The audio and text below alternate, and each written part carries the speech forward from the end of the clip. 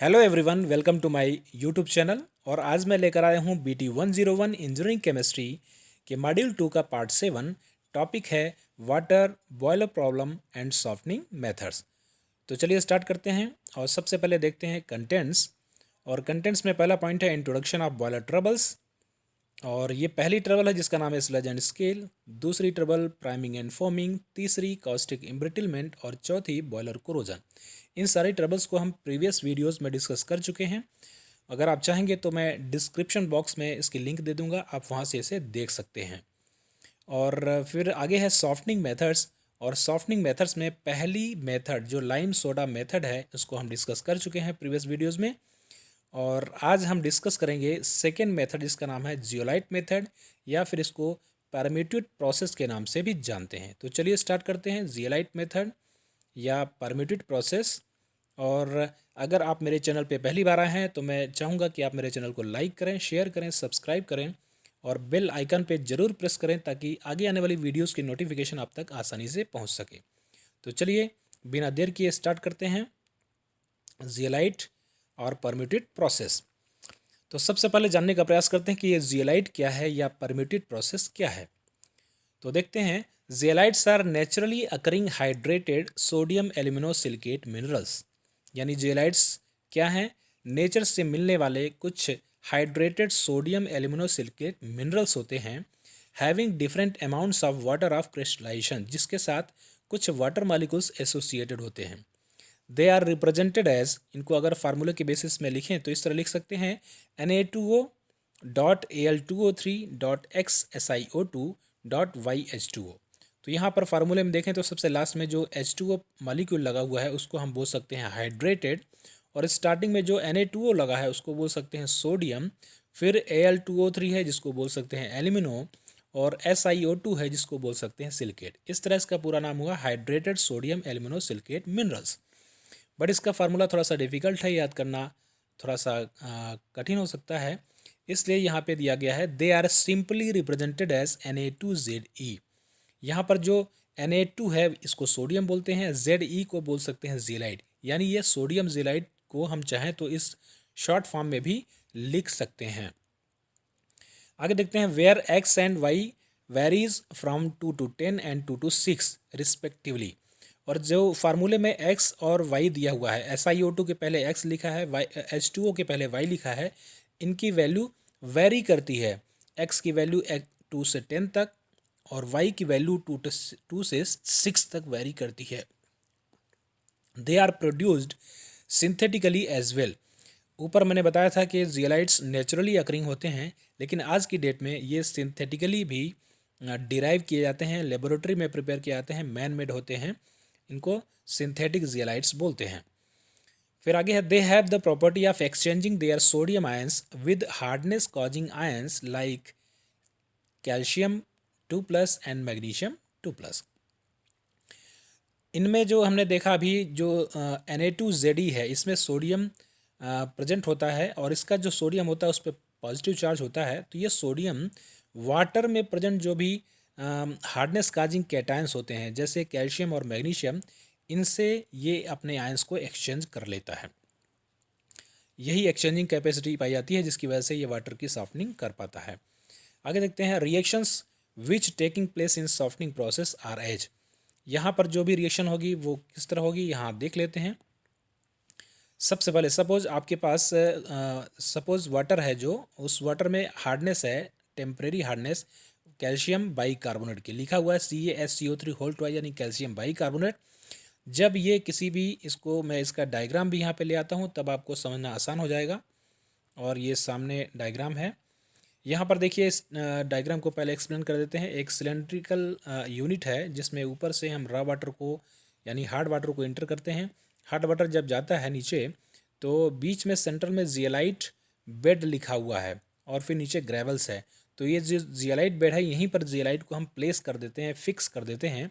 और ये जियोलाइट कैसे होते हैं? Na2Ze यानी सोडियम इसके साथ एसोसिएट होता है जो वाटर में जा सकता है, जबकि जियोलाइट जो होता है वो इसका फिक्स पार्ट होता है जो यहीं पर बेड में रहता है। अब देखिए सपोज वाटर जो हमने बाहर से पास किया है और उस वाटर में हार्डनेस काजिंग कैटायंस हैं, तो या फिर हम बोल सकते हैं कि हार्डनेस काजिंग साल्ट्स हैं, जैसे कैल्शियम बाइकार्बोनेट। तो कैल्शियम बाइकार्बोनेट जब Na2Zd के संपर्क में आता है तो क्या होता है, कैल्शियम और सोडियम एक्सचेंज हो जाते हैं, यानी Zd के साथ में जाकर कैल्शियम अटैच हो जाता है और HCO3 होल ट्वाइस के साथ में NaH अटैच हो जाता है और बन जाता है प्रोडक्ट CaZe प्लस 2NaHCO3।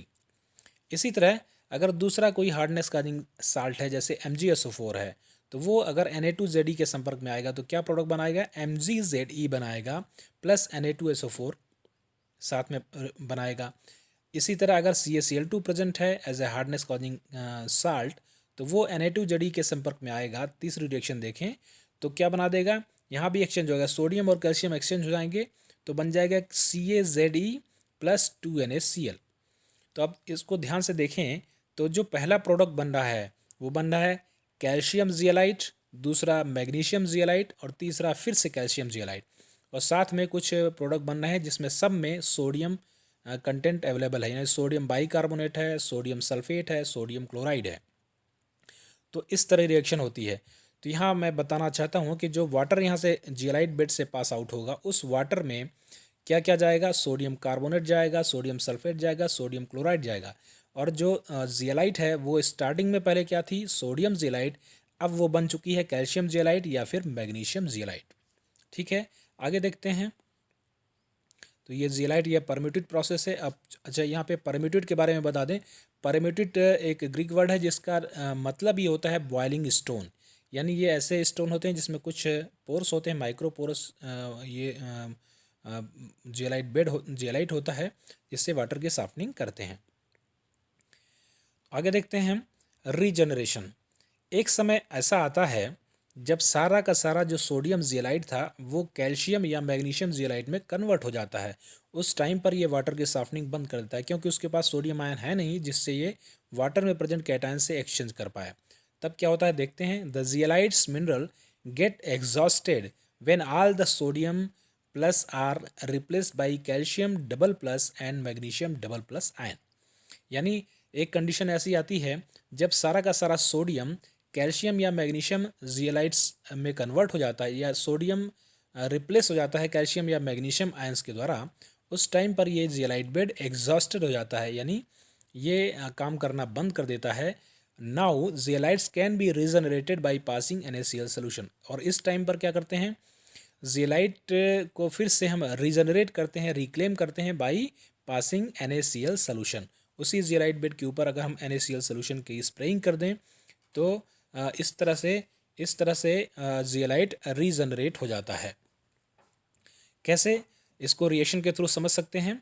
उसके पहले मैं चाहूँगा कि पहले यहाँ पे डायग्राम आ जाए, ये डायग्राम आ जाए तो आपको समझना आसान हो जाएगा। यहाँ सेंटर में जो बीच में देखें, सिलेंड्रिकल यूनिट के बीच में देखेंगे वो जियलाइट बेड है जो पूरी तरह एग्जॉस्टेड हो चुकी है, यानी वो कैल्शियम जियलाइट या मैग्नीशियम जियलाइट बन चुकी है। उस टाइम पर ये वाटर की सॉफ्टनिंग बंद कर देगा, तो इस ऊपर जो वाटर जहाँ से हम सप्लाई कर रहे हैं उसको हम स्टॉप कर देंगे। और यहाँ साइड से देखेंगे, लेफ्ट हैंड साइड में एक नीचे एक यूनिट और लगी है जिसमें NaCl है, कंसनट्रेटेड NaCl। इस NaCl से स्प्रेइंग करेंगे जियलाइट बेड की तो वो फिर से रीजनरेट हो जाएगा, रिक्लेम हो जाएगा। कैसे, रिएक्शन के थ्रू समझते हैं। अब हमारे पास जो जियलाइट है वो क्या है, CaZe यानी कैल्शियम जियलाइट या फिर MgZe मैग्नीशियम जियलाइट। जब इस पर NaCl की रिएक्शन होती है तो आप देख पाएंगे यहाँ फिर से एक्सचेंज होगा और Na चला जाएगा Zd के साथ और कैल्शियम चला जाएगा क्लोरीन के साथ, तो प्रोडक्ट बन जाएगा CaCl2 प्लस Na2Zd। इसी तरह MgZe अगर है NaCl से रिएक्शन करता है तो प्रोडक्ट बन जाएगा MgCl2 प्लस Na2Zd। तो आप बिल्कुल ध्यान से यहाँ पे देख पाएंगे कि प्रोडक्ट जब बनता है तो पहला प्रोडक्ट जो बन रहा है वो CaCl2 या MgCl2 बन रहा है, जबकि दूसरा प्रोडक्ट बन रहा है Na2Zd। और Na2Zd ही हमारा स्टार्टिंग वाला जियलाइट है जिसमें सोडियम आ चुका है और ये वापस से रिक्लेम हो चुका है वाटर को फिर से सॉफ्ट करने के लिए। आगे देखते हैं। ये जियलाइट या परम्यूटेड प्रोसेस का इमेज तो देख ही लिया। फिर क्या लिखा है, the regenerated zeolite can now be use for replacing calcium and magnesium from hard water again. और इस तरह से रीजनरेट हुआ जियलाइट फिर से वाटर की सॉफ्टनिंग कर सकता है, फिर से वाटर में प्रेजेंट कैल्शियम और मैग्नीशियम को फिर से रिप्लेस करके उसको सॉफ्ट कर सकता है। And the last, zeolite softening is carried out in large cylindrical tank. ये दिख रहा है, ये cylindrical tank दिख रहा है as shown in figure, holding zeolite minerals on a perforated platform. एक प्लेटफॉर्म पर हमने zeolite minerals को होल्ड कर दिया है. The tank has 2 inlets and 2 outlets. तो देख सकते हैं इनलेट्स यानी वाटर के ऊपर सेंटर में देखेंगे जहाँ से वाटर एक आ सकता है, वो वाटर का इनलेट हुआ. दूसरा NaCl को स्प्रेइंग करने के लिए एक इनलेट है. तो 2 इनलेट हैं जहाँ से कोई भी सोल्यूशन या कोई भी सैंपल हम इसके अंदर डाल सकते हैं. सिमिलरली 2 आउटलेट्स हैं. आउटलेट्स देखिए, एक तो सॉफ्ट एंड वाटर का आउटलेट दिख रहा है और दूसरा दिख रहा है एक आउटलेट जहाँ से हम जियोलाइट बेड की जब स्प्रेइंग करके उसको रीजनरेट करते हैं तो वहाँ से जो वॉशिंग जनरेट होती है उस वॉशिंग को हम सिंक में ड्रेन करते हैं इस आउटलेट के थ्रू. तो हमने देखा कि 2 आउटलेट यहाँ पे अवेलेबल हैं, 2 इनलेट और 2 आउटलेट दोनों. आगे देख लेते हैं लिमिटेशंस की बात कर लेते हैं. जियोलाइट मेथड की लिमिटेशंस क्या हैं? तो लिमिटेशंस में पहला पॉइंट है raw water must B free from turbidity and suspended impurities. यानी जो रॉ वाटर हम यहाँ पे वाटर सॉफ्ट करने के लिए यूज़ कर रहे हैं उस वाटर में टर्बिडिटी यानी सस्पेंडेड इम्प्योरिटीज़, और टर्बिडिटी यानी जो वाटर का कलर, कहीं वाटर की क्लैरिटी को ख़त्म करते हैं, ऐसे मटेरियल उसमें नहीं होने चाहिए. अदरवाइज़ ये टर्बिडिटी या सस्पेंडेड इम्प्योरिटीज़ जो होगी जियोलाइट के पोर्स को जाके चोक कर देंगी और वाटर की सॉफ्टनिंग में प्रॉब्लम क्रिएट करेंगी. दूसरा पॉइंट है highly acidic water is not suitable as it affects minerals. अगर बहुत ज़्यादा एसिडिक वाटर है, रॉ वाटर में एसिडिटी ज़्यादा है या एसिडिक वाटर है, तो वो इसके लिए सुटेबल नहीं होता है क्योंकि ये एसिडिक वाटर जो होता है जियोलाइट बेड को जाके डिस्ट्रॉय करने लगता है. थर्ड पॉइंट है zeolites of iron and manganese can not be easily regenerated. हाँ, बाई पासिंग NaCl सोल्यूशन. यहाँ पर यह ध्यान देना है कि अगर वाटर में आयरन और मैग्नीज की हार्डनेस प्रेजेंट है तो ये क्या होंगे, जब इसमें पहले तो इस हार्डनेस को दूर कर देगा जियोलाइट, लेकिन आयरन जियोलाइट या मैग्नीज जियोलाइट अगर बन गया तो उसके बाद उसको रिजनरेट नहीं कर सकते हैं, उसको रीयूज़ नहीं कर सकते हैं NaCl सोल्यूशन की स्प्रेइंग करके. Hence iron and manganese impurities in the water must be removed in advance. इसलिए इस तरह की इम्प्योरिटीज़ अगर वाटर में है, इस तरह की हार्डनेस अगर वाटर में है, तो उसको पहले ही एडवांस में रिमूव कर लेना चाहिए. लास्ट पॉइंट इसका होगा anions are not removed by this process. इस प्रोसेस के माध्यम से हम देख पा रहे हैं कि वाटर की जो हार्डनेस होती है उसमें से केवल कैटायंस को ही ये होल्ड करता है, एनायंस को ये होल्ड नहीं करता या एनायंस को रिमूव नहीं करता है. दस the bicarbonates present in hard water. इसलिए अगर वाटर में बाइकार्बोनेट्स प्रेजेंट होते हैं तो they get converted to NaHCO3. तो वो सोडियम जो रिलीज होता है उसके साथ कंबाइन होकर NaHCO3 सोडियम बाइकार्बोनेट बना लेते हैं, which produce NaOH and CO2, जो 2 प्रोडक्ट बनाता है NaOH और CO2. और लिखा है ब्रैकेट में both the products are not desirable for boiler. और ये दोनों प्रोडक्ट्स जो होते हैं बॉयलर के लिए अच्छे नहीं होते हैं. कैसे, इस रिएक्शन के माध्यम से समझने का प्रयास करते हैं. NaCO3 डिकम्पोज होकर क्या बनाएगा NaOH एंड CO2. और हम पढ़ चुके हैं कि NaOH क्या करता है, बिकॉज NaOH में लीड टू कास्टिक इम्ब्रिटलमेंट. ये कास्टिक सोडा होता है जो कास्टिक इम्ब्रिटलमेंट के लिए जिम्मेदार होता है, यानी बॉयलर को कहीं ना कहीं कोरोड करता है, एक ट्रबल क्रिएट करता है. और दूसरी बात, CO2 अगर प्रोड्यूस होता है तो मेक्स वाटर एसिडिक, वाटर को एसिडिक बना देता है, साथ ही साथ उसको कोरोजिव भी बना देता है, यानी ये कोरोजन के लिए भी जिम्मेदार होता है CO2, जैसा कि हम पिछली वीडियोज़ में पढ़ चुके हैं. आगे देखते हैं एडवांटेज की बात कर लेते हैं. जियोलाइट और परमिटेड प्रोसेस के क्या क्या एडवांटेज हैं, फटाफट देखते हैं. Water of about 10 to 15 ppm residual hardness is obtain.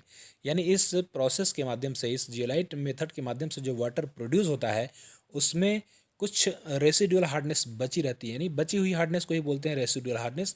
वो होती है 10 to 15 ppm. इसका सीधा मतलब है कि हम वाटर की 85 से 90% तक की हार्डनेस को रिमूव कर पाते हैं. तो एक तरह से एक अच्छी प्रोसेस है, यानी लाइम सोडा से बेहतर है. फिर है the process automatically adjust for different hardness of incoming water. यानी ये प्रोसेस जो होती है अपने आप एडजस्ट कर जाती है, अपने आप एडजस्ट हो जाती है जैसा जिस हार्डनेस का वाटर हमारे पास आता है. थर्ड पॉइंट है water obtained is quite clear. जो वाटर मिलता है वो काफ़ी क्लियर होता है. Fourth is the equipment is compact and requires less space. जो इसका सेटअप होता है वो काफ़ी कॉम्पैक्ट होता है और बहुत ही कम जगह ऑक्यूपाई करता है। तो अगला पॉइंट है it requires less skill in maintenance as well as operation. और इस प्रोसेस में लाइम सोडा की तुलना में ये लेस स्किल मेंटेनेंस, यानी यहाँ पे बहुत ज़्यादा स्किल्ड लेबर की ज़रूरत नहीं पड़ती है, और ना ही मेंटेनेंस में और ना ही ऑपरेशन में। ओके, तो ये हो गया इसका परमिटेड प्रोसेस कंप्लीट होता है। Thanks for watching. अगर आपको ये वीडियो इंफॉर्मेटिव लगा है, अच्छा लगा है, तो आप इसे लाइक करें, शेयर करें, सब्सक्राइब करें और बेल आइकन पे प्रेस करें। और टिल देन कीप लर्निंग।